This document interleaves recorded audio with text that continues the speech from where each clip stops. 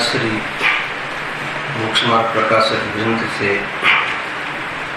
बीजाधिकार पर स्वाध्याय चाले से एमा टॉपिक नो कर्म, तेनु स्वरूप अने तेनी प्रवृत्ति।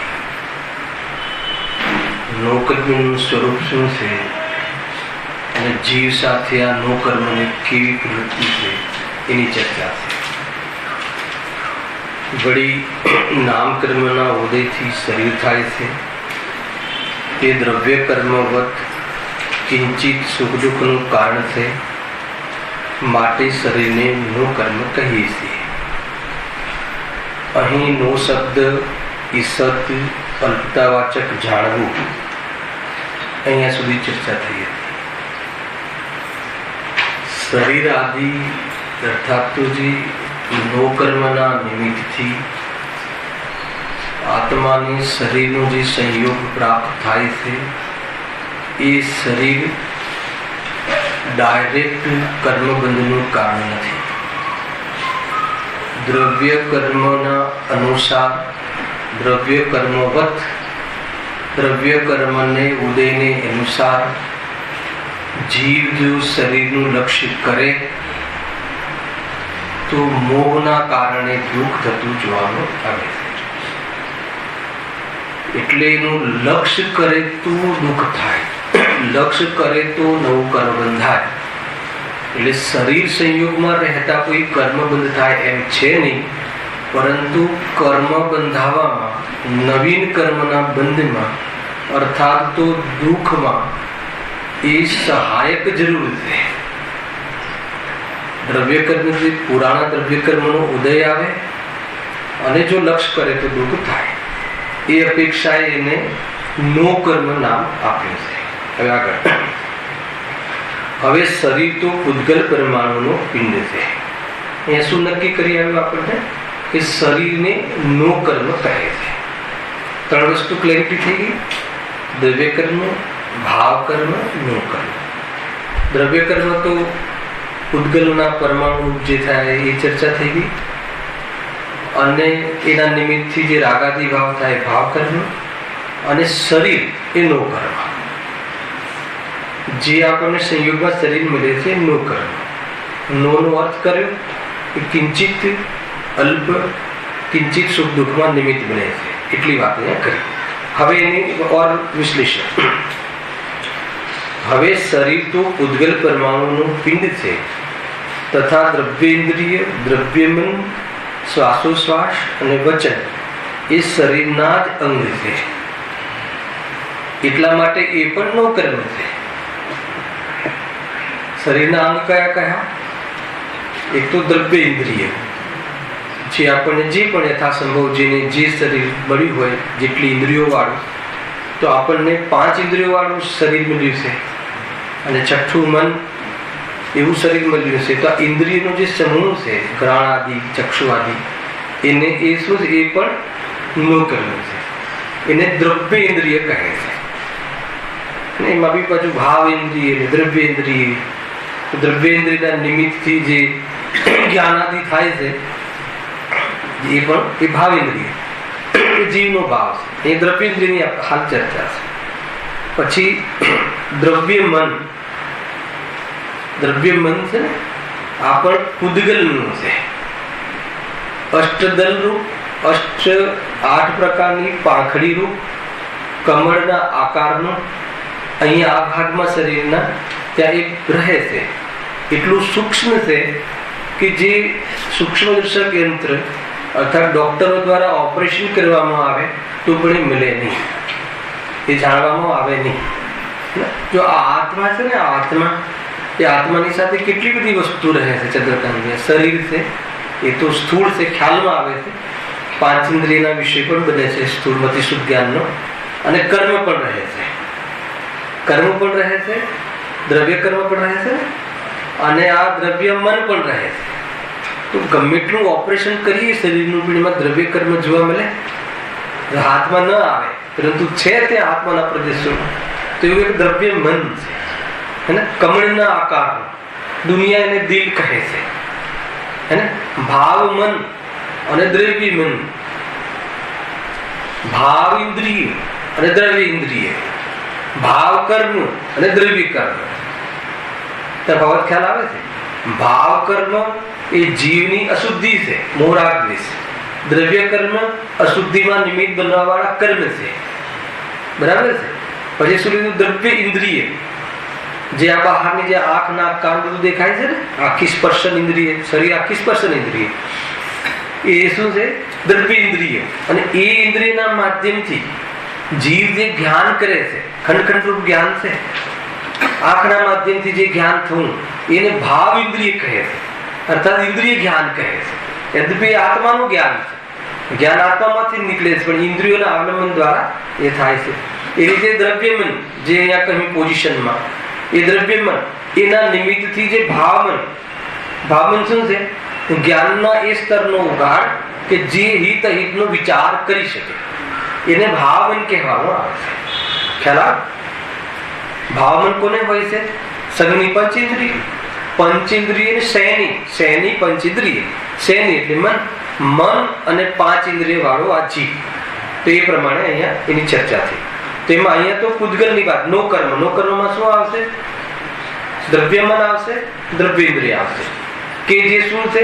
શરીરના જ અંગ છે, શરીરના પાર્ટ છે. એ મળીને શરીર બને છે, બરાબર છે. હજુ શું લીધું શરીરમાં? શ્વાસોશ્વાસ, એ પણ જળનું જ કાર્ય છે. શ્વાસોશ્વાસ બંધ થઈ જાય અને આત્મા મરી જાય, એવું બને કે ના બને?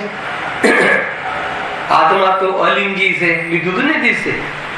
શ્વાસોશ્વાસ એ આત્માની પહેચાન નથી, હે ને. અહીંયાના જે ડોક્ટરો છે એ આત્માની પહેચાન કેવી રીતે કરે છે? નાડી તપાસે ને, શ્વાસોશ્વાસ જોયે ને, કે શ્વાસોશ્વાસ છે નહીં એટલે આત્મા મરી ગયો. ત્યાં આત્મા રહેતો નથી એ વાત બરાબર છે, પણ આત્મા મરી જાય છે એ વાત બરાબર નથી. ખ્યાલ આવે? એ તો શ્વાસોશ્વાસ કોની પ્રક્રિયા છે? પૂદગલની. શરીરની પ્રક્રિયા છે શ્વાસ અને ઉચ્છ્વાસ, શ્વાસ લેવો અને છોડવો. એ આત્માની ક્રિયા છે કે શરીરની ક્રિયા? કેટલું આયુષ્ય વધે? મેં પેપરમાં વાંચેલું એક વાર, હે ને. ક્યારેક ક્યારેક નજર પડી જાય છે કે જો યોગાથી કરે, શ્વાસોશ્વાસ લે તો એનું આયુષ્ય વધે છે. આપણે ત્યાં અકર્ષણનો તો નિયમ બતાવ્યો, પણ ઉત્કર્ષણનો નિયમ ના બતાવ્યો. આયુમાં ઉત્કર્ષણ બતાવ્યું મેં અહીંયા? કોઈ વાંચ્યું છે? આયુ વધી જાય એવું તો બનતું નથી. જીવના પરિણામો નિમિત્ત પામી, હે ને, અને આયુ ઘટી જાય બાંધેલું, એવું તો આપણે બધું ભણ્યા કેવી રીતે થાય છે ને શું. પણ એ તો શરીરની ક્રિયા છે, એનાથી કાંઈ પણ આત્માનો ફરક પડતો નથી. અને વચન, વચન પણ શરીરનું જ અંગ છે, હે ને. વચન એટલે વાણી, શબ્દ. શબ્દ પૂદગલના કયા ગુણની પર્યાય છે? જયેશભાઈ, શબ્દ પૂદગલના કયા ગુણની પર્યાય છે? હે, કયા ગુણની? જેમ કે માની લો કે રંગ, માની લો કે લાલ કલર, એ પૂતગલના કયા ગુણની પર્યાય છે? રંગ ગુણ. અને ખાટો, ખાટો સ્વાદ એ કયા ગુણની પર્યાય છે? તો સ્વાદ ગુણની. હા, બહુ બહુ સારું. રુચન સાર ચાલે છે, બહુ સરસ. આ તો દ્રવ્ય પર્યાય છે. આ જે શબ્દ છે ને એ દ્રવ્ય પર્યાય છે, એ ગુણોની પર્યાય નથી. આગળ થઈ ગયેલું છે હે ને. બે ચાર પરમાણુ મળી અને જે અથડાય અને જે ધ્વનિ પેદા થાય એટલે દ્રવ્યોની મળેલી પર્યાય છે. અને એમાં પણ કયા પરમાણુ? ભાષા વર્ગ. તમે હર્ષદભાઈ કહ્યું, ભાષા વર્ગના પરમાણુઓ દ્વારા જ વાણી ઉત્પન્ન થાય છે. અને જે આ ગળું છે, તાળવું છે, આ હોઠ છે, અહીંયા એક બોક્સ છે. કઈ બોક્સ છે? કઈ બોક્સ કહેવાય છે? Voice box. કઈ કહો છો? સ્વર પેટી. તો એ કયા પરમાણુની બને? એ કયા વર્ગનાની બનેલી છે? એ આહાર વર્ગનાની બનેલી છે. અને જે આ વાણી થાય છે, અવાજ, શબ્દ, એ ભાષા વર્ગના છે. સામાન્ય રૂપ એક જ દ્રવ્ય હોવા છતાં બે જાતિ જુદી છે. આપણે બધા કોણ છીએ બેઠેલા? મનુષ્ય સામાન્યપણે. પણ એક સ્ત્રી જાતિ છે અને એક પુરુષ જાતિ છે. જાતિમાં અંતર છે ને. એ રીતે ભાષા વર્ગના અને આહાર વર્ગના વર્ગનાઓ છે. પૂતગલની અલગ અલગ એક પ્રકારની સ્કંદરૂપ વિશેષતાઓ છે કે એ જ કામ કરે. ભાષાનું કાર્ય વાણી વર્ગના જ કરે, ભાષા વર્ગના જ કરે. તો એ જે છે એ ભાષા વર્ગના થઈ ગઈ. આ જે હોઠ આદિ નિમિત્ત બને છે હે ને, તો એ તો આહાર વર્ગના છે અને ભાષા જુદા પરમાણુઓ છે. હવે ખ્યાલ આવે? અને તમારા કાનના પાસે આવે છે વળી જુદા પરમાણુ છે. ગજબ છે આ બધી પૂતગલનું. પણ આ પણ પૂતગલનું કાર્ય છે. ખ્યાલ આવે છે? આનંદભાઈ, કોનું કાર્ય છે? આત્માનું કાર્ય નથી. સુંદર વાણી બોલવી, સુંદર પ્રવચન બોલવું એ કોનું કાર્ય છે? ભાષા વર્ગનાનું છે. અને તમને જે નિમિત્ત બને છે ને, એ અહીંયાથી નીકળેલો શબ્દ તો તમને નિમિત્ત પણ નથી બનતો. સમજમાં આવે છે? તમને એમ લાગતો ને અહીંયા તો એવું બનતું હોય, પણ માનો ટીવી પર તમે જુઓ છો તો એ વ્યક્તિ ક્યાંથી બોલે છે અને તમને જે સંભળાય છે અને એ વ્યક્તિ ત્યાંથી ઓમ બોલે.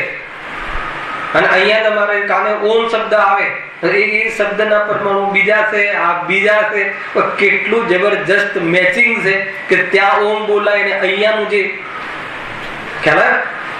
આજે બધા સપડાયા છે ને, આ બધા રાજા અને બાજા બધા એ આ અનાતા ધાતુ સપડાયા છે ને, સેટેલાઇટ એના અધિકાર અને આ બધું સંચાર થાય છે ને વાણીનો.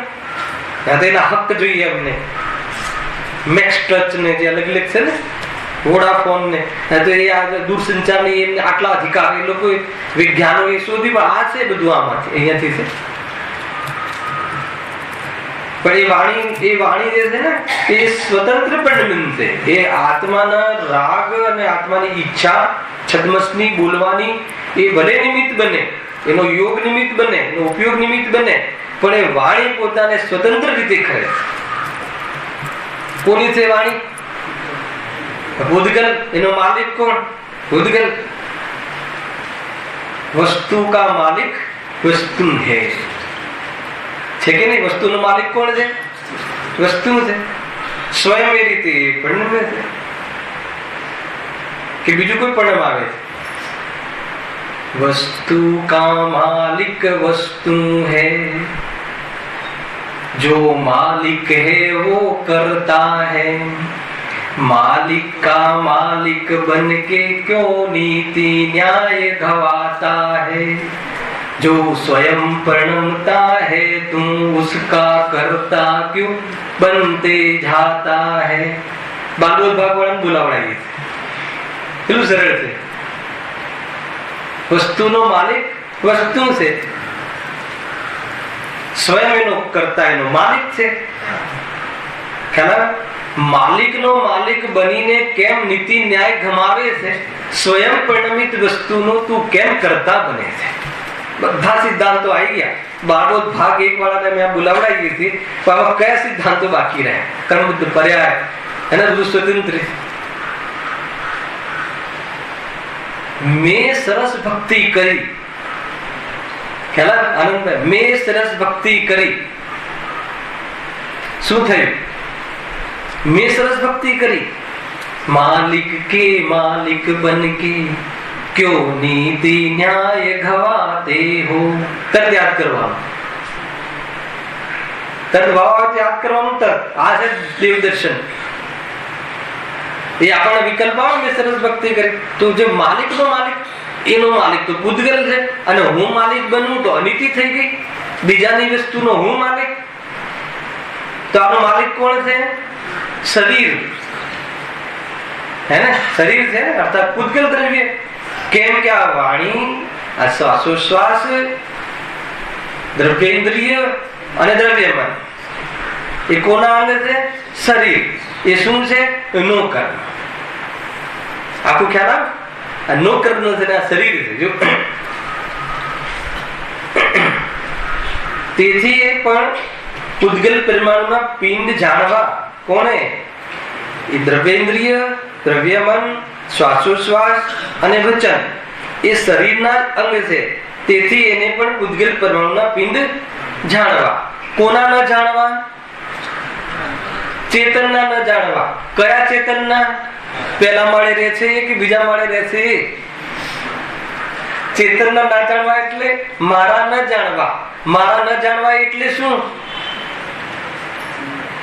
મારા ન જાણવા એટલે શું?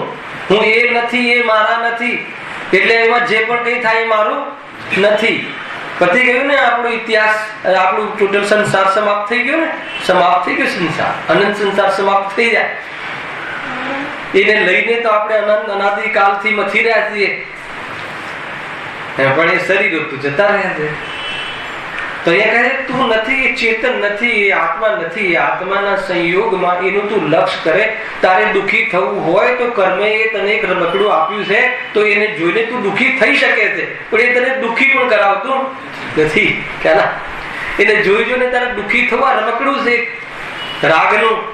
રાગ માટે છે તો પૂતગલનું બનેલું, પણ એને જોઈ જોઈને મન હરખાય. હે ને જયેશભાઈ? આજે ટી-શર્ટ પહેર્યું છે, તમે બહુ નાના લાગો છો. અરે તમારી આયુષ્ય તમે યંગ લાગો છો. હાથ પતી ગઈ, હે ને? હાથ પતી ગઈ ને? હવે તો યંગ લાગુ છું. યંગ લાગે છે. ઉંમર ઘટી ગઈ. થયું શું કે ઉંમર ઘટી ગઈ એવું લાગ્યું. ઉંમર ઘટી ગઈ એવું લાગ્યું ને? ઉંમર ખરેખર ઘટી ગઈ. ઘટી કે નથી ઘટી? જેટલું આયુષ્ય લઈને આવ્યા છીએ એમાંથી ઓછું થયું કે નહીં? સમજવા જેવું ભાઈ. જો હા, બહુ સરસ વાત છે. તેથી એને પણ પૂતગલ પરમાણુના પિંડ જાણવા. વાત કેટલી સરળ છે, આપણે વાંચી જઈએ. પંડિતજી કહે છે કે એને પૂતગલ જાણવા. તું જે અહંકાર કરે છે એ તારી વસ્તુ નથી, એને તું અહંકાર કરે છે. તારી વસ્તુ નથી, એ તો કોણ? શરીર, જેને નો કર્મ કહ્યું. પૂતગલની રચના છે. શ્વાસોશ્વાસ પૂતગલની રચના છે. મેં 10 મિનિટ રોક્યો, મેં વધારે શ્વાસ રોક્યો, હું ઊંડા શ્વાસ લઉં છું, હું ઊંડા શ્વાસ લઈને જીવન વધારું છું, બધું ગપ છે. ખ્યાલ આવે ને? બધું ખોટું છે. વાત સાચી વાત છે ને? સાચી વાત છે કે નહીં? આયુષ્ય વધે ન વધે? જો એ પ્રમાણે શરીર તથા દ્રવ્ય કર્મ સંબંધ સહિત જીવને એક ક્ષેત્ર અગારું બંધાન થાય છે. કયો ટોપિક ચાલે છે? નો કર્મ નું સ્વરૂપ અને નો કર્મની પ્રવૃત્તિ આવશે. આ નો કર્મનું સ્વરૂપ કેવું છે? કે કિંચિત સુખ દુઃખમાં નિમિત્ત બને છે.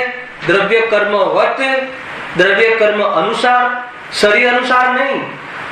સમજો, દ્રવ્ય કર્મના ઉદય અનુસાર શરીર કિંચિત સુખ દુઃખનું નિમિત્ત બને છે. શરીર કાળું હોય તો પણ સુખનું વેદન કરે છે, સુંદરતાનું કરે છે કે નહીં?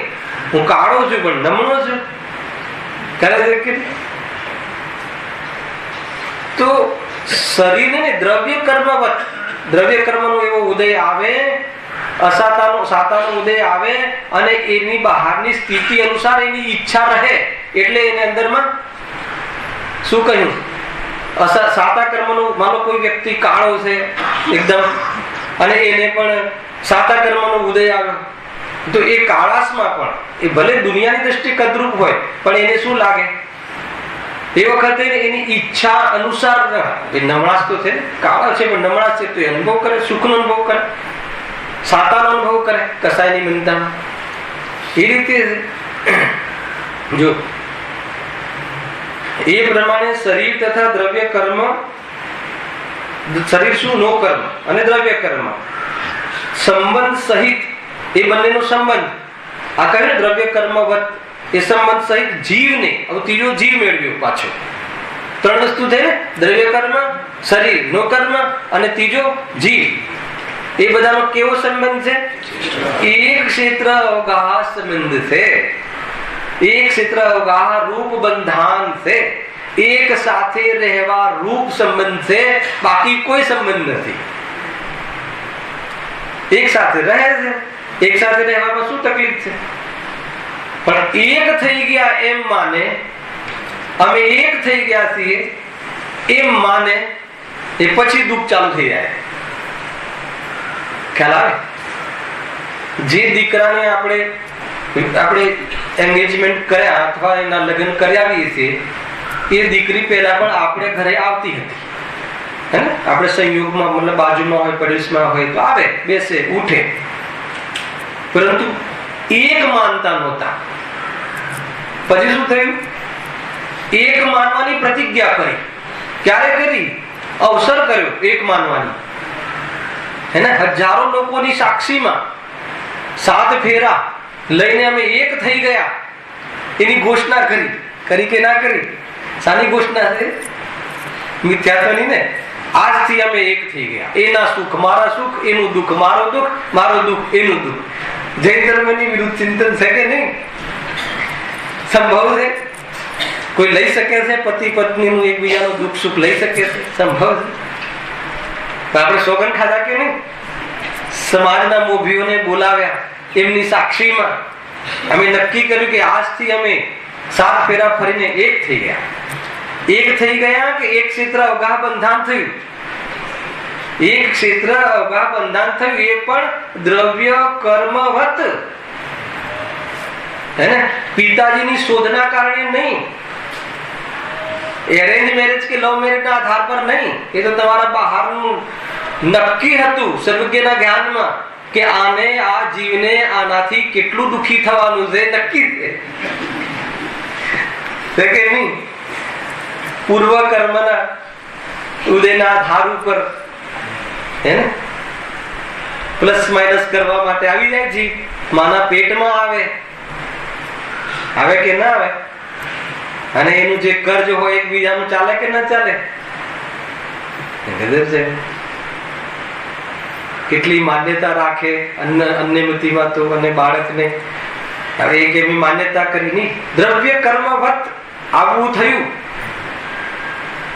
હવે એક ક્ષેત્ર રહેવાનું હતું, એટલું જ હતું, પણ એક માન્યા અને પછી ધમાલ કરી તો વળી પાછું નવું કર્મ બંધાય. સ્વરૂપ છે આવજો. ગજબના વિષયો છે ભાઈ.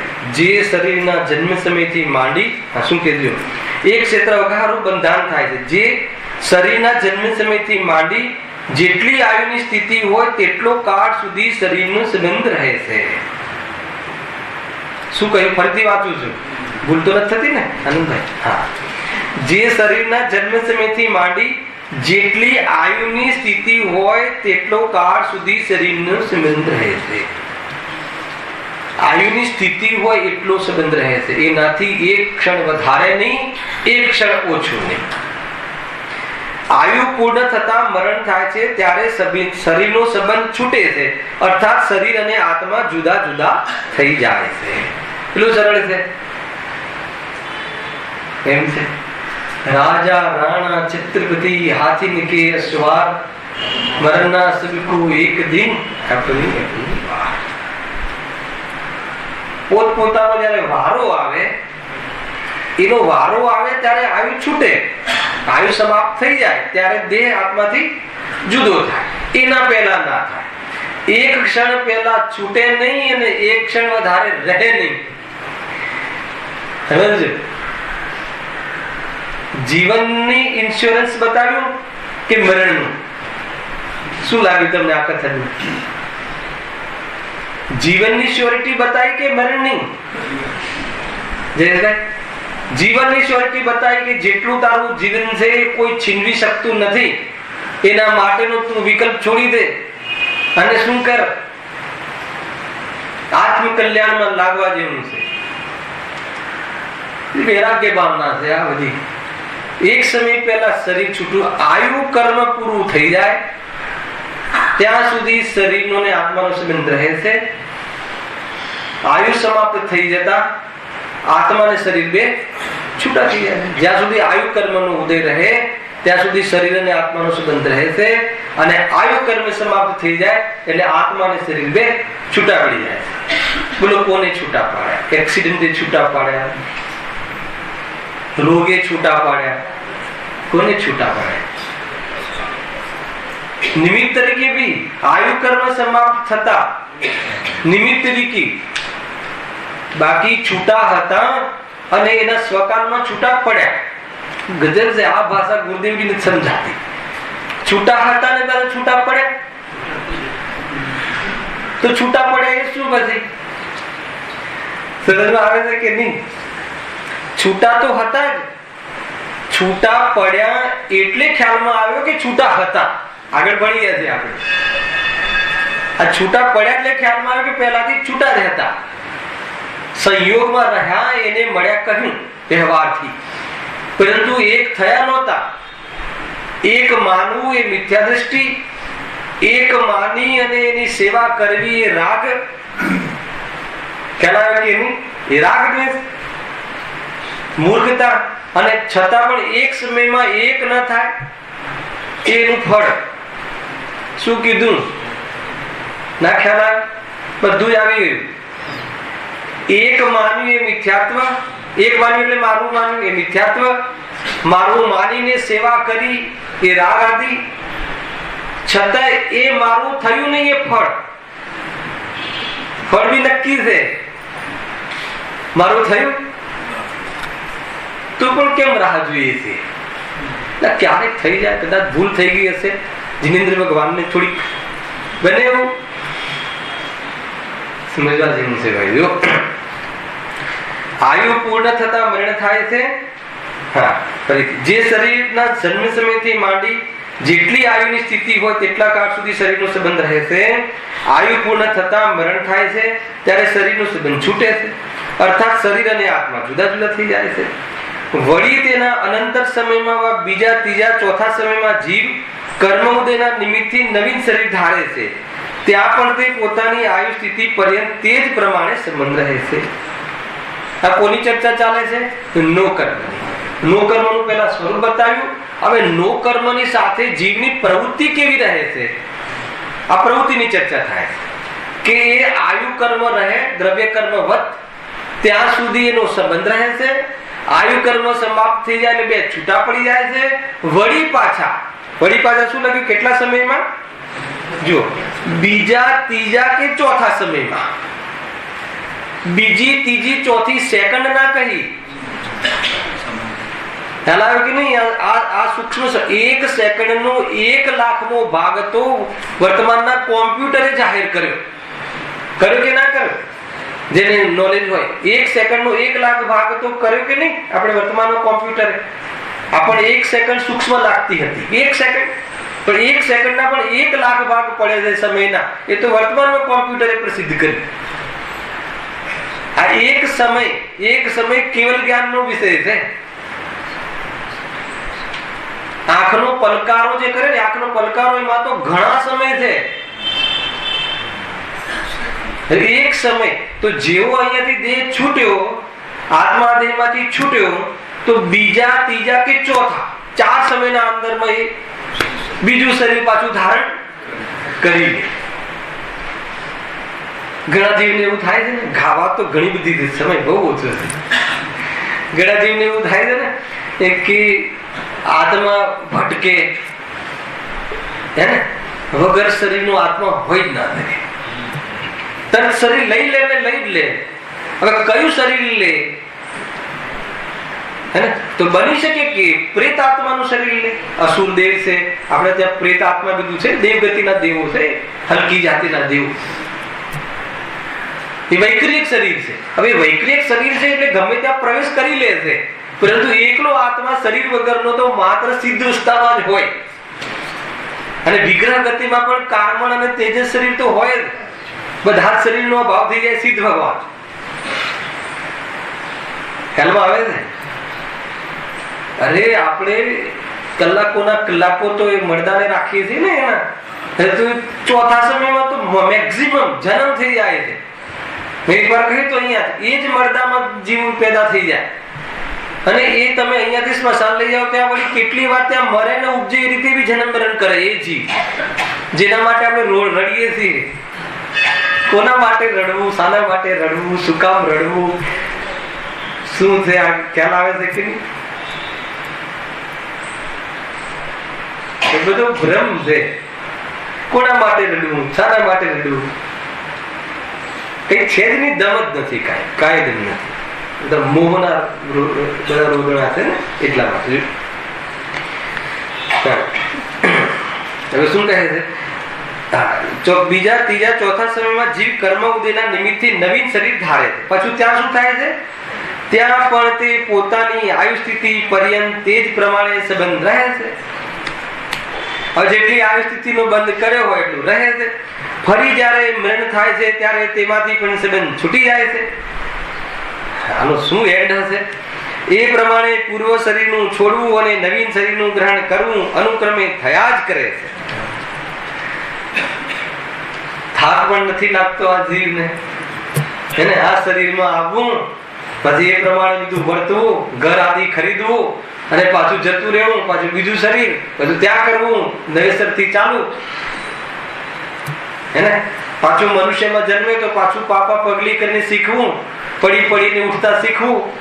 કહેવાય કેવું જીવન છે આ!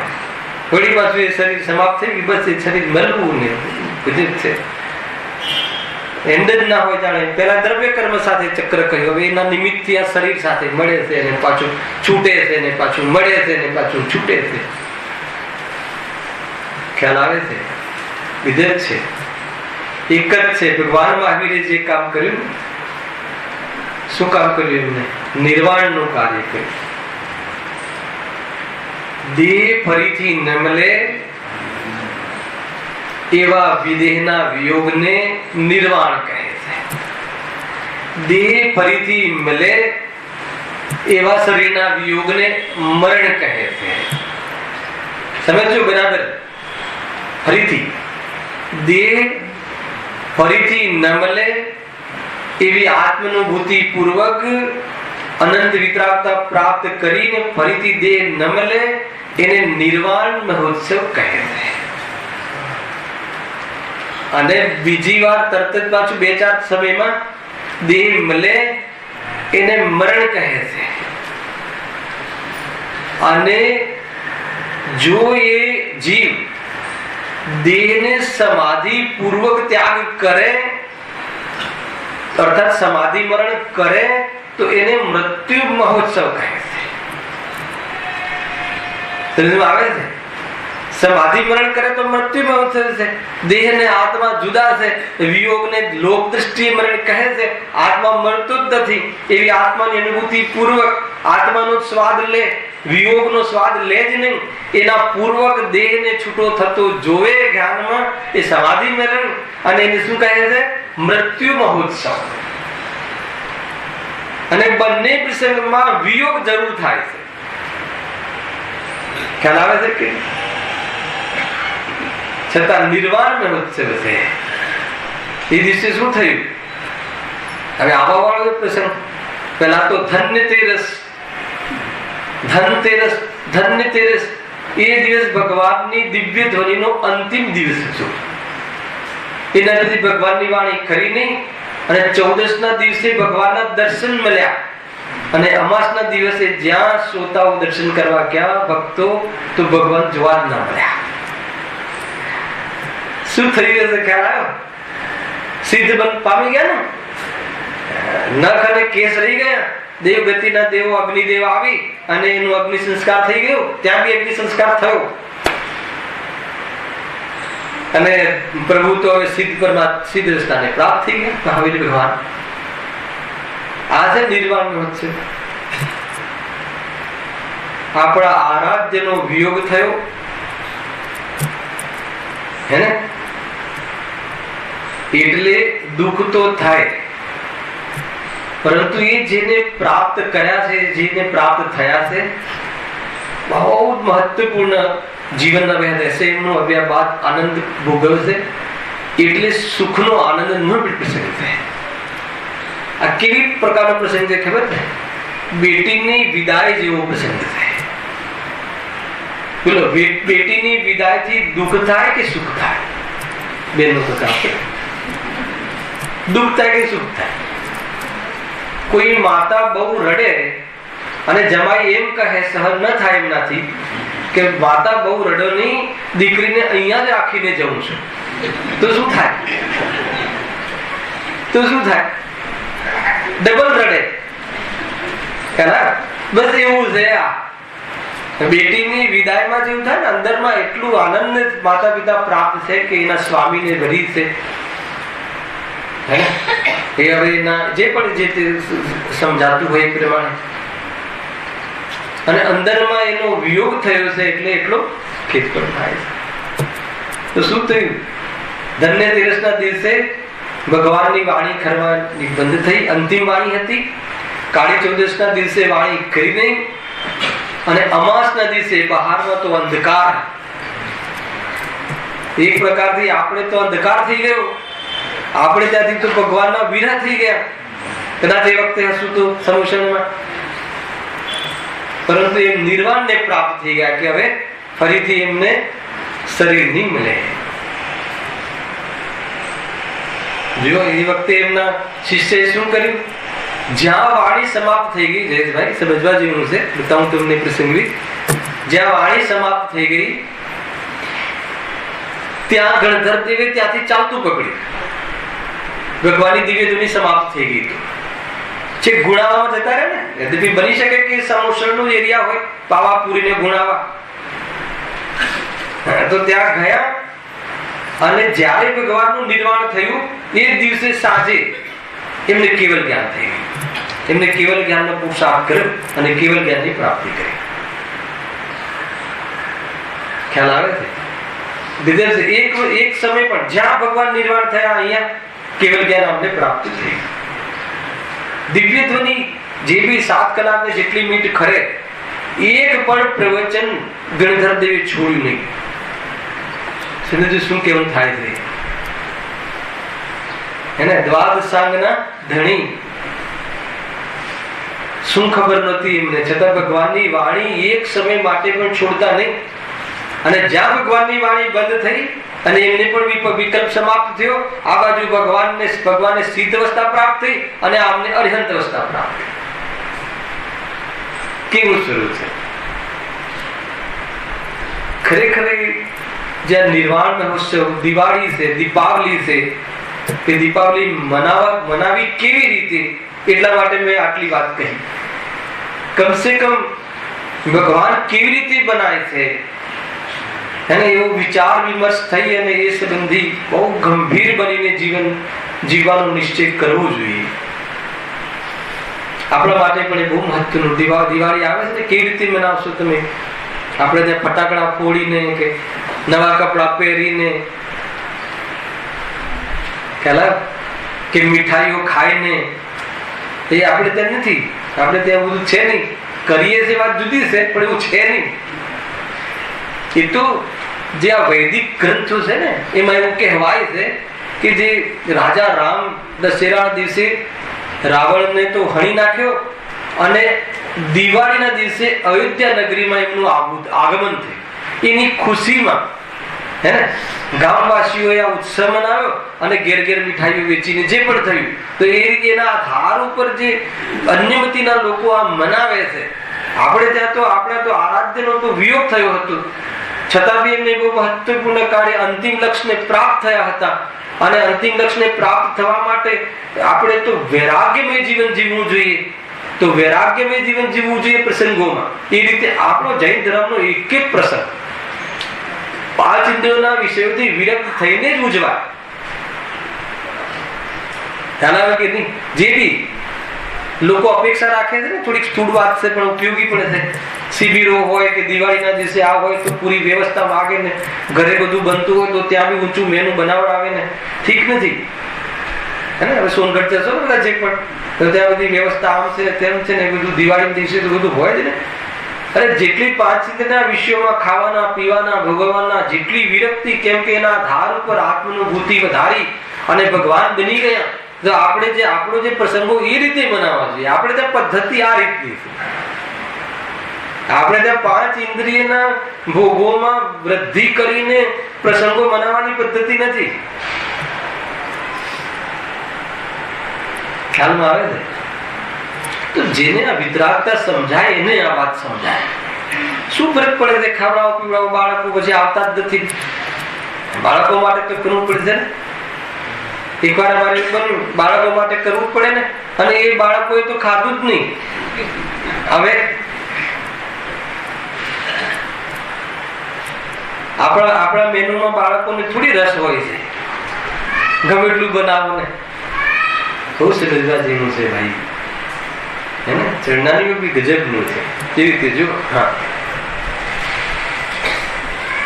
શું થયું? હા, ફરી જ્યારે મરણ થાય છે ત્યારે તેનાથી સબંધ છૂટી જાય છે. એ પ્રમાણે પૂર્વ શરીરનું છોડવું અને નવીન શરીરનું ગ્રહણ કરવું અનુક્રમે થયા જ કરે છે. વળી તે આત્મા જોગે અસંખ્યાત પ્રદેશી તો છે, તો પણ સંકોચ વિસ્તાર શક્તિ વડે શરીર પ્રમાણે જ રહે છે. શું કહ્યું? અહીંયા કહે છે કે આત્માના પ્રદેશો તો અસંખ્યાત છે, છતાં શરીર પ્રેમા સંકોચ વિસ્તારની શક્તિ હોવાના કારણે કીડીના શરીરમાં કીડી આકારે, હાથીના શરીરમાં હાથી આકારે થઈ જાય છે. એવું એનો સ્વભાવ છે. એવી એનામાં સંકોચ વિસ્તારની શક્તિ છે. વિશેષ એટલું કે સમુદ્ઘાત થતા શરીરથી બહાર પણ આત્મા પ્રદેશો ફેલાય છે, તથા અંતરાલ સમયમાં પૂર્વ શરીર છોડ્યું હતું તેના પ્રમાણરૂપ રહે છે. આજે શરીર અને આત્મા વચ્ચે શું પ્રવૃત્તિ થાય છે કે માની લો કે જ્યારે શરીર નાનું મળે તો આત્મા સંકોચાઈ જાય છે, તો એ શરીરમાં એડજસ્ટ થઈ જાય છે, અથવા એ પ્રમાણનો આકાર થઈ જાય છે, અને એ પર્યાયમાં તન્મય પણ થઈ જાય છે. એ નવો વિષય છે. એ બહુ મોટો વિષય છે. પ્રાપ્ત પર્યાયમાં તન્મય થઈ જવું. ગમે તેવી બહારમાં સ્થિતિ બનાવી પણ એ તન્મય થઈ જાય છે, એડજસ્ટ કરી લે છે. એડજસ્ટમેન્ટનું નામ સંસાર. પ્રાપ્ત પર્યાયમાં તન્મય. આપણને એમ લાગે કે ધારાવીમાં ઝુંપડપટ્ટીમાં કેવી રીતે રહેતા હશે, પણ તમે એને ફ્લેટ આપો તો ન ફાવે, એમાં જ એડજસ્ટ થઈ જાય. કેમ?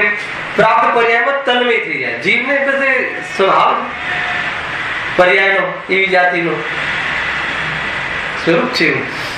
અને આ તો અહીંયા તો આકારમાં ધરેલું શરીરના જેવા આકાર હોય, હે, એકદમ પરમાણુથી મતલબ એવા આકાર હોય, જે રીતના આતિર્યંજના આડા આકાર હોય, તો એ પ્રમાણે આત્માના પ્રદેશો એ પ્રમાણે. હવે એક નવી વાત આવી. વિશેષ એટલું કે સમુદ્ઘાત થતા. હવે સમુદ્ઘાત શું છે? એક મારણાંતિક સમુદ્ઘાત છે, કેવલી સમુદ્ઘાત છે. સમુદ્ઘાતનો પણ ભેદ છે. મૂળ શરીરને છોડ્યા વગર, હે, આત્માના કોઈ વિશેષ ભાવનું નિમિત્ત પામીને આત્માના પ્રદેશો શરીરની બહાર આવવા. ખ્યાલ આવે છે? દરેકને થાય એવું જરૂરી નથી. મરણાંતિક કોઈ જીવને એવા વિશેષ ભાવના જાગી જાય તો અહીંયા મૂળ શરીરને છોડ્યા વગર જ્યાં નવો જન્મ લેવાનો હોય ત્યાં પ્રદેશો પહોંચી જાય, આત્મા પહોંચી જાય ત્યાં. ભલે ને 7મી નરકમાં હોય કે ભલે 16મા સ્વર્ગમાં હોય, નેક્સ્ટ તો ત્યાં આત્માના પ્રદેશો જઈ આવે, ત્યાં જોઈ આવે બધું બરાબર છે કે નહીં, અને વળી પાછું આત્માના પ્રદેશો આવી જાય. હે, આહારક મુનિને પણ થાય ને, કોઈ વિશેષ જાતિના એમને જાણવાની જિજ્ઞાસા થાય તો આત્માના પ્રદેશો નીકળીને કેવલીના ચરણમાં જઈને પાછા આવે. ઘણું બધું છે. અને કેવલી સમુદ્ગાર, કેવલીને સમુદ્ગાર કેવી રીતે થાય? 3 લોકમાં એમના પ્રદેશો ફેલાય છે અને એમાં નિમિત્તપણું પામીને કેટલાય જીવો સમ્યક દર્શન કરી લે છે નરકોમાં. કેવી રીતે થતું હશે કે માની લો કે એમની આયુ ઓછી હોય અને બીજા કર્મોની સ્થિતિ વધારે હોય. હવે એમનું તો અંતિમ આયુ છે તો બીજા કર્મોનું શું થશે? લોજિક ખ્યાલ આવ્યો? મતલબ કે એમનું ભગવાન મહાવીરનું આયુષ્ય લાસ્ટ ગયું 70 વર્ષ, પણ બીજી બધી પ્રકૃતિઓ હોય એનું માન લો કે 100 વર્ષનું હોય સ્થિતિ. હવે 70 વર્ષ પછી તો એ ફરીથી શરીર લેવાના જ નથી, તો એમને સમુદ્ગાત થાય છે. અને સમુદ્ગાત થાય છે ત્યારે બાકીના કર્મોની સ્થિતિ ઘટીને એટલી આયુ જેટલી થઈ જાય છે અને બીજી એક સાથે બધા કર્મો ખરી જાય છે. આમાં આત્માએ શું કરવું? આમાં કાંઈ કરવાનું નથી. આત્માએ તો આત્મામાં રમવાનું છે, બાકી બધું થયા કરે છે. પણ શું થાય છે એ વાત અહીંયા બતાવે છે. સમજમાં આવે છે કે નહીં? એ રીતે કહ્યું. જો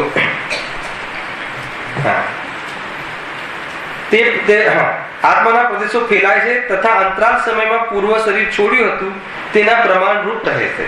પાછું જે શરીર હતું એ છોડ્યું હતું જે સંપૂર્ણ નથી નીકળી જતા, અહીંયા તો રહે. આત્માના પ્રદેશોમાં ફેલાવાની તાકાત છે. અરે બીજાના વ્યક્તિને નુકસાન કરીને પાછા આવી જાય. આત્માના પ્રદેશોમાં એવી તાકાત છે. ઘણી બધી વાતો છે. અહીંયાથી પૂતળું નીકળે, આત્મા ત્યાં જઈને બધું રાહતાળ કરીને પાછું આવી જાય. અને લોકો એને ચમત્કાર કહેતા હોય કે કઈ બી કહેતા હોય, પણ આ તો શરૂ છે. હા, દીપાયન મુનિ, દીપાયન મુનિને નતું થયું. દીપાયન મુનિને મુનિ અવસ્થા છૂટી ગઈ. મુનિ અવસ્થામાં તો એવું કાર્ય કરે નહીં ને, પણ અંદરની પરિણતિ તૂટી ગઈ, પછી કાર્ય થયું.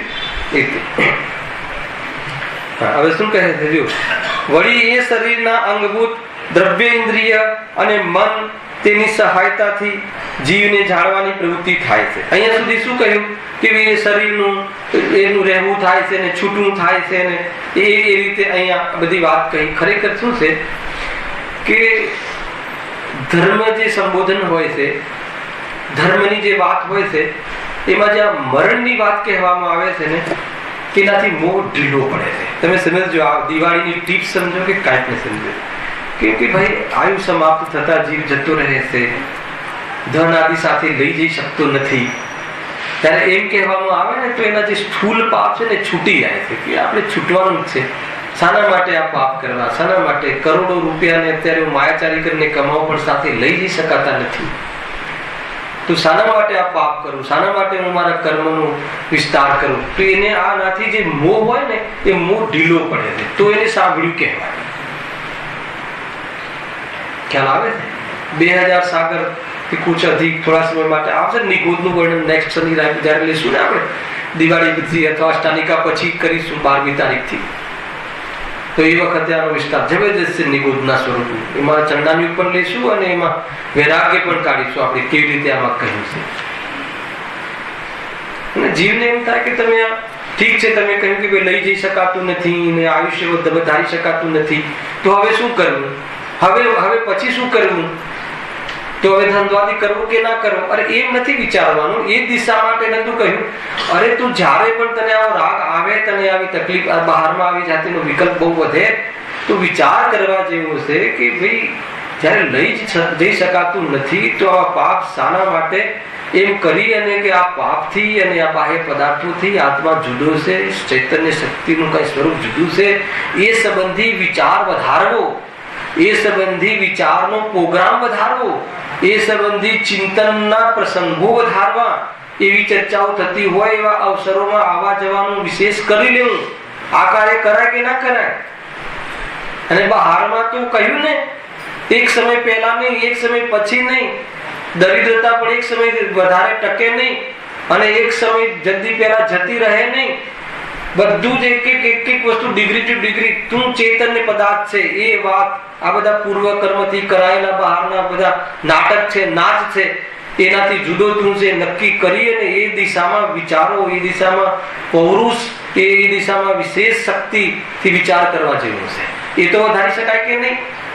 અરે વેપાર કરતી વખતે એવું ભાન તો રાખી શકાય કે નહીં કે આ પાપ છે ને આ પુણ્ય છે ને આત્માને પાપ પુણ્ય બંનેથી લાભ નથી, એવી અંદરની ભૂમિ જે છે એનો રસ તો પીવાય કે નહીં?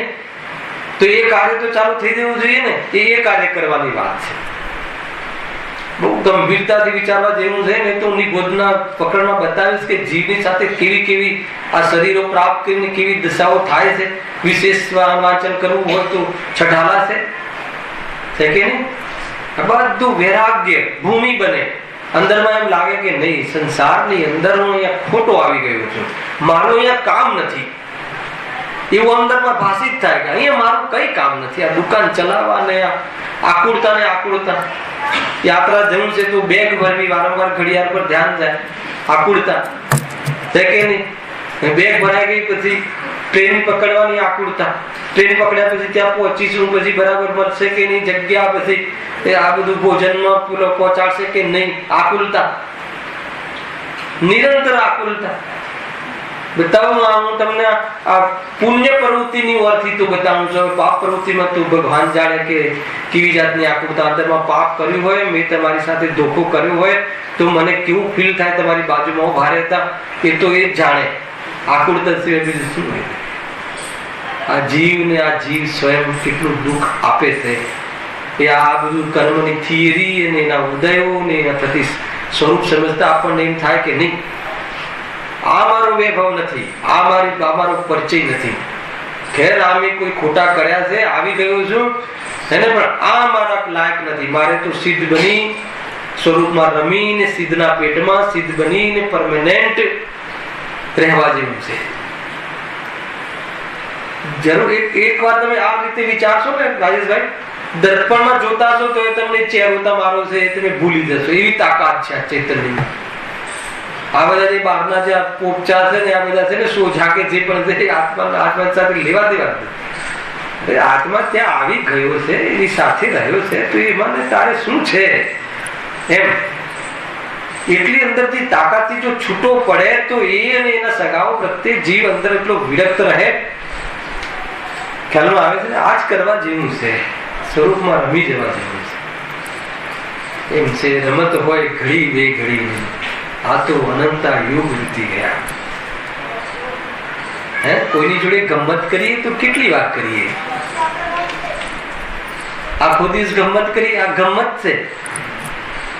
શરીર સાથે એ તો ગમત છે. દીકરાને ગમત કરવા કઈક બતાવીએ, બાવો છે બતાવીએ ને, જો આ બાવો આવે હોય બાવો તો બધે આ ગમત છે. આ મનુષ્ય છે, આ નરક છે. હોય આત્મા મનુષ્ય, હોય આત્મા નરક, નારકી હોય આત્મા, ના હોય તો એની અહીંયા વાત કરે છે. તો કહે કે તો રમત હોય ઘડી બે ઘડી, અનંત યુગ વીતી ગયા કે હું આ છું કે હવે ચેતી જા, નહીં તો આ શરીર તને બનશે, આવી સમાપ્ત થતા છૂટશે. 4 સમયની અંદર પાછું ગ્રહણ કરી પાછી બધી જમા.